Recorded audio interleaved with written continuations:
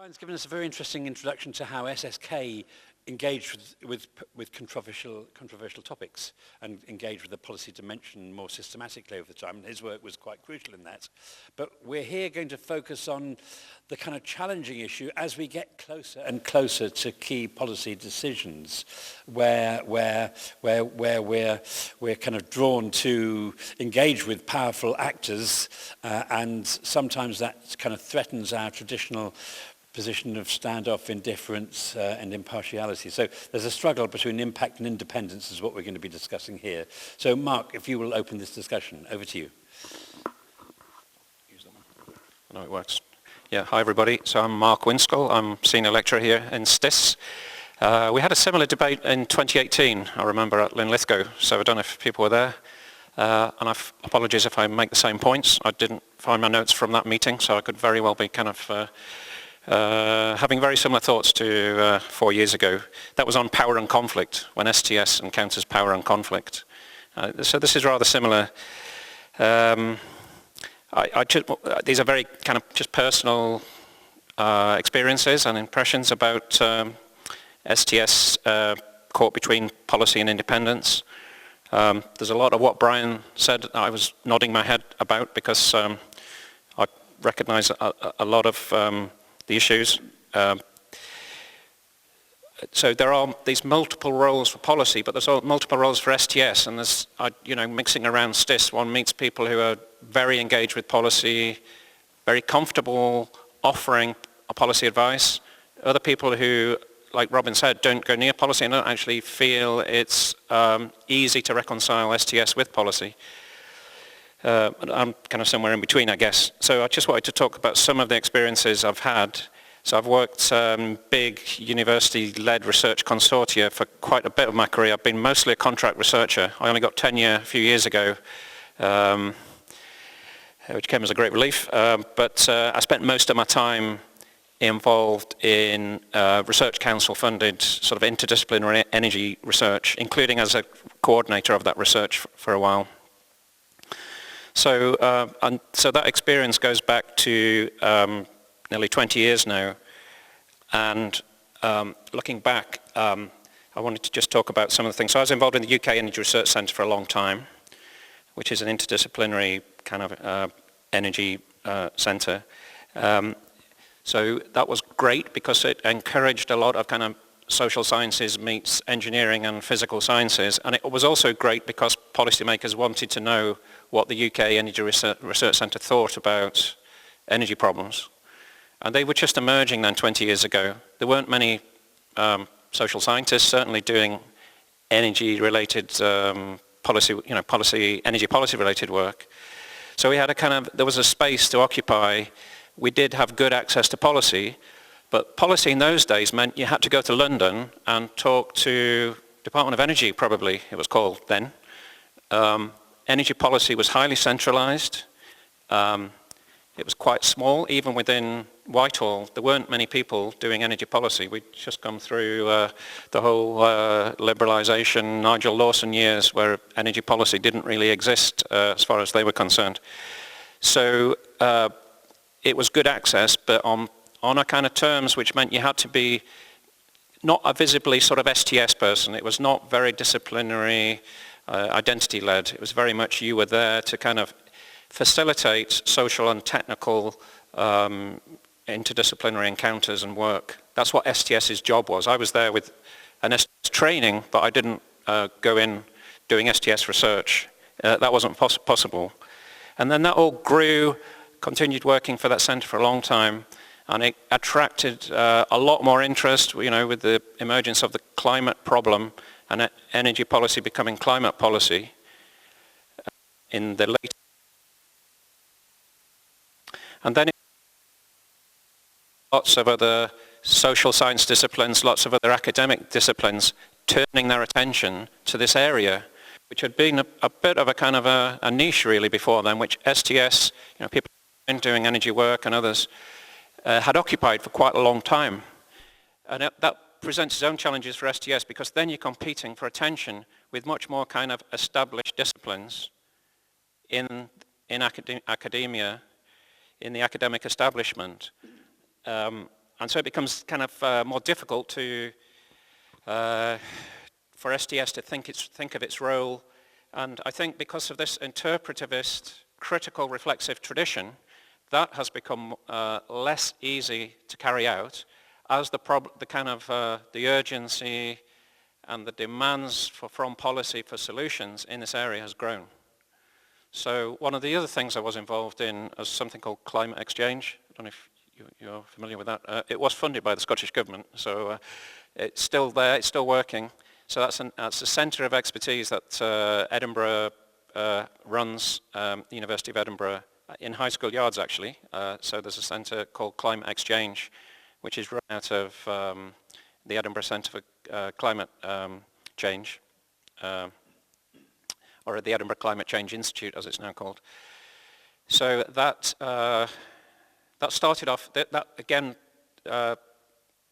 went on a journey, but what I realized in my time with that, I've been involved with that for sort of 10 years or more, is that increasingly, because the Scottish Government became more and more engaged in energy policy and climate policy, setting its own policy targets, statutory targets, and really building up its own internal capacity, spending a lot of research commissioning, that academia, in its terms of engagement with policy, was having to set agendas which policymakers were increasingly kind of confident and well-resourced about setting themselves. They didn't come to us for solutions anymore. They actually said, do you want to work on this problem and help us solve this problem in quite specific, prescribed ways? So STS and other academics then became much more engaged in kind of a consultancy service role with policy, rather than this more reflexive role that kind of brokerage role that people talk about sometimes, or a reflexivity inducer. I think that's another role that's being talked about within STS for its role with policy. And then, yeah, the last one I'll briefly just say, I've also been working with people in engineering and across the social sciences, trying to get Edinburgh to work around energy much more together. So again, this is about interdisciplinarity, but also policy. And that becomes challenged by just how directed we are when we try to do that. The university likes us to do those kinds of things, but they want us to do it in a very recognizably impactful way, in the kind of ref terms that Brian was talking about. And also, we have to be agenda following in terms of things like the Industrial Strategy Challenge Fund. So it becomes, what are the economic opportunities from the energy transition? Right, that's the university really keen on us doing that kind of work. They want us to work with engineers to help kind of articulate that.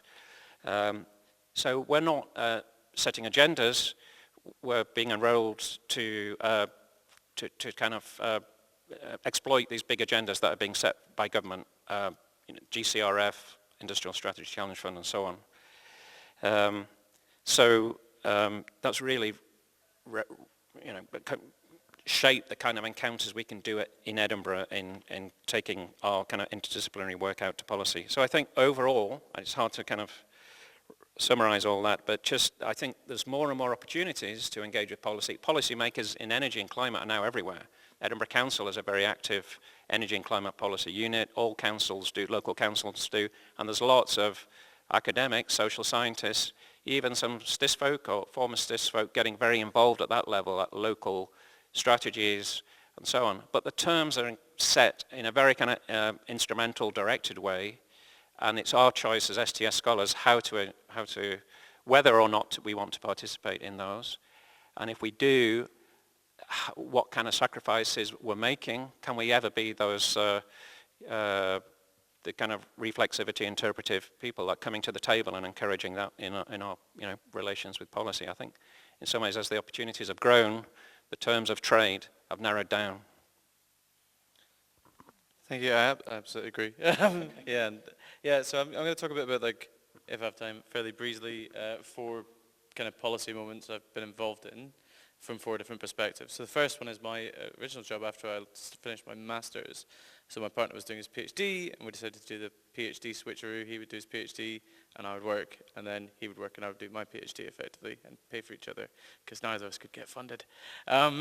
Basically, so I worked for the Scottish Government for 4 or 5 years, in the Transport Analytics Department. So I was sort of data scientist, statistician, so we did loads of environment stuff. I'm really sorry. Just before I actually speak about that, who gets to see that video? Is that broadcast to the public, or is it just to know how candid I can be in terms of the Scottish Government? We're speaking on the Chatham House rules, I think, here. Excellent, fantastic. Apart from the camera. So it's long enough ago, to be honest. So effectively, it's really, really frustrating when you're in government trying to change policy. You have, like, I always felt like I had, as a statistician, someone generating and curating evidence, trying to link to academia, I always felt I had much less purchase on the policy process than a lot of the academics who are outside. A lot of these other people are able to engage in the public sphere in a way that we aren't. And actually, I think a lot of the ways academics can change isn't through engaging with the policy process. It's actually through shaping public discussions as much as anything else, because the policy process is a nightmare. It's quite different north and south of the border as well, in terms of just the relationship between the civil service and government.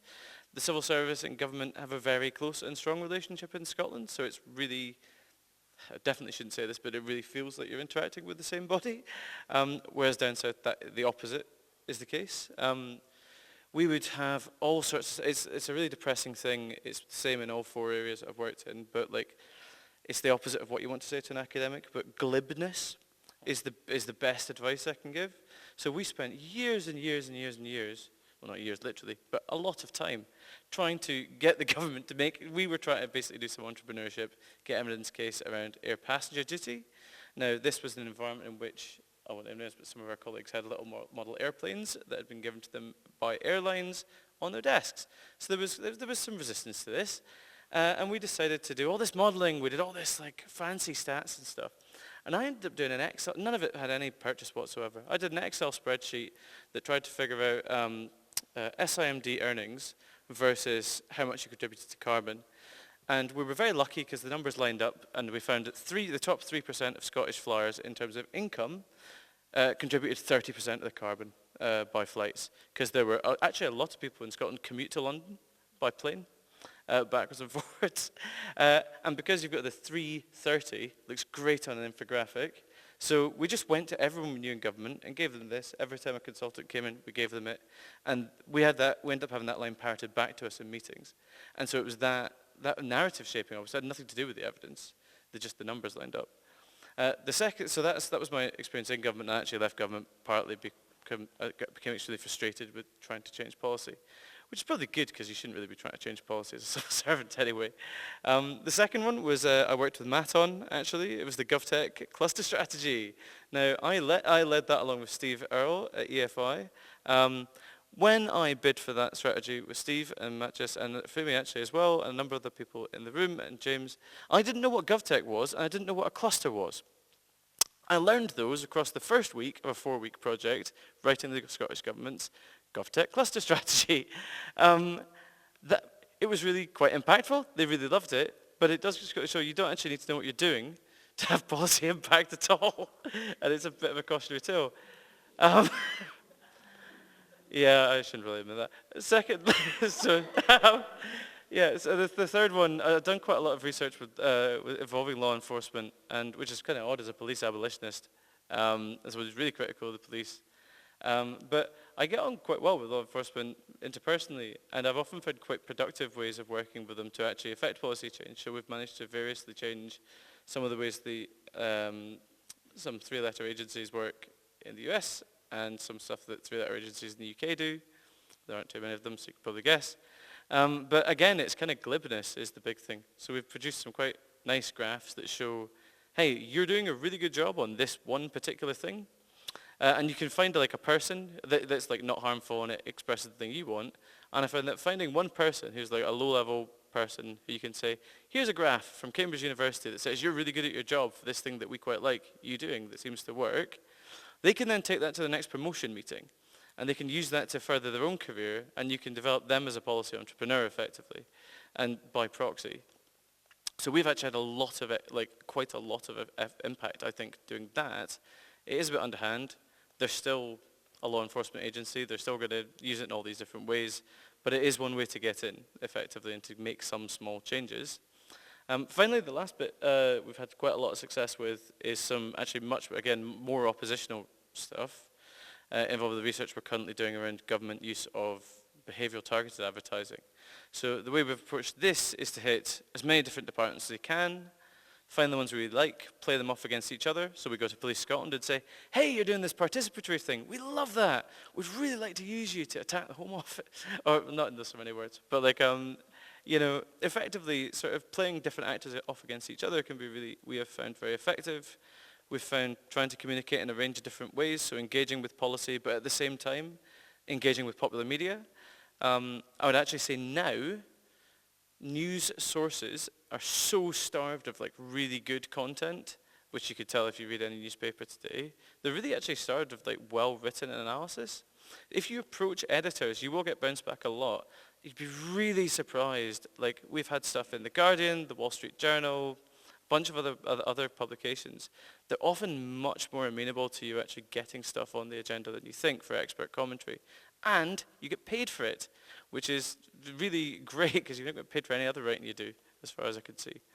But yeah, I guess like we've found quite a lot of attacking from all different sides, but again, it's often about glibness, it's about engaging in lots of different places, setting these conversations. And actually, the core policy process itself is just so over-engineered. As you said, there's so many different actors coming in. It's just, I don't understand how anyone really engages with it successfully in a direct way. But that's my stuff, so I'll pass you over. Wow, what is glibness? Oh, like it's like the difference between an academic lecture and a TED Talk. So like making it really sort of like, this is the one thing you need to know to understand this whole field that's been going for 100 years. Okay, I'd never heard. 20 years in this country, never heard. Yeah, so a lot of that chimes with our experiences, so I feel slightly better. So I'm gonna outline the lessons learned and the war that's going on at the moment. So I like that idea of people who write policy don't know anything about the area. That's pretty much our experience as well. Policy entrepreneur by proxy, I like that too, so I've written that one down. So overall, I would say our framework is the bird's eye perspective of, you know, things work when you consider all stakeholders that might have an interest in things to work, whatever that is. One of those stakeholders is policy, our policy makers, yeah? And actually, as an academic, they're pretty attractive because it's a way to make an impact, to make a difference. Don't we all want to make a difference? And, you know, not just write papers that nobody reads. So I was quite attracted to working with policymakers. We've done several national evaluations of large health IT projects, and there was always a very big political push. There was always a controversy, which we studied actually, and it was very interesting in line with what you've just mentioned. So it's interesting for a social scientist. But overall, I think there's this kind of cultural clash of how we can work together between institutions, between academics who always come up with a perfect solution too late, and policy windows of when we should come up with these solutions. There's this kind of thing that we like to write long papers and outline all the complexities, but actually policymakers don't want that. They just want like half a page in a picture, like you say, the glibness thing, a TED Talk. And we're not very good at that because that's not what we do. Then there's this kind of, the timelines. Policymakers want it quick, and we're just not used to working quickly. They don't want questions, and we always come back with questions. They want answers, yeah, and they want simple answers. If the decision has been made, which it usually has, then they will want support for that decision, and if we don't give that support, then they will not work with us again, I suppose, which I've experienced in another project. It takes a long time to build relationships and trust, decades, I think. now, unfortunately, we've just built trust with this one person who translated between academia and the policy sphere. When policymakers or the comms department would say, oh my God, you can't, you're going to give that presentation, are you crazy? And we'd go, oh no, they hate us. And then she would go, no, what they mean is, you just need to change that one sentence. So it took us a decade to build that relationship, and now she's retiring. And it's just very, very frustrating. So that intermediary role of somebody who gets the other culture, whatever that is, I think is super important. And it needs to be there needs to be a basis of a personal kind of relationship with somebody who's honest, which, a lot of those, well, anyway. So, a lot of the time I feel that we're commissioned to silence the critics, Doing an evaluation is like, oh, you've got an academic involved, you must be doing the, they just want to either evidence for the initiatives that they're already doing, or they just don't want, anyone criticizing, and they're like, well, you speak to the academics. And they often tell you what they want you to say. And then you've got this, then you're exactly in it. So, you can, I don't think we've toned it down, and we've sat with them, but I think so far my conscience is clear. We've never really backtracked on the kind of key message, and I'm not going to do that because this is public money. I work in healthcare, but this is public money that we're talking about. So I'm trying to keep my ethical kind of code. It's just important to me. So it's a great relationship if you have positive findings, I found. The last projects, we were lucky because we had positive findings, and people were listening to us because we were also telling them how well, and that happened to be a really good policy, actually. The one before, people didn't care what we were saying, and actually, in the end, we ended up contributing to the demise of that program because they didn't listen to us. So it became, we became reinforcing each other, which is very interesting. Biggest problem is that programs change, leaders change. These people who write the policy, they have no idea. They come from other departments. This is exactly the problem that we're facing at the moment. A guy comes in from America, says, oh, we need to all buy big megasystems in hospitals. We all need to buy big US megasystems and spend a lot of money on that. And then he gets another very junior guy who has no idea, comes from transport or something like that, to write the policy on this buying all US-based megasystems. And so it's very, very frustrating, but in a way I feel better because you said that it was kind of normal. That shouldn't make me feel better, it should make me feel worse, actually. So there's no organizational memory, and there's no consistency, there's no long-term strategy, and that's very, very frustrating if you're researching these things because you always keep saying, oh, well, you're doing it too quickly. You're doing it too quickly. Don't do it that quickly. And then somebody else comes in from somewhere and says, do it quicker. And then they do it. They write the policy. And we're like, no, it's too quick. So we always say the same thing. I think that I should probably stop. But so the war that Robin mentioned that was going on is with the megasystems, and the fact that we're saying megasystems, US-based megasystems, are not the best way forward for English hospitals, or for our economy, or for maybe it's good for American business, but but they don't want to hear that. So what are we going to do? I just wanted to really quickly say that Matt and Fumi both do know what they're talking about with GovTech stuff. So I was working with people who actually did know what they were talking about. Oh, nice. Which is good. So we've got a lot of people with a lot of experience in the room. So can I just invite a round of comments and questions?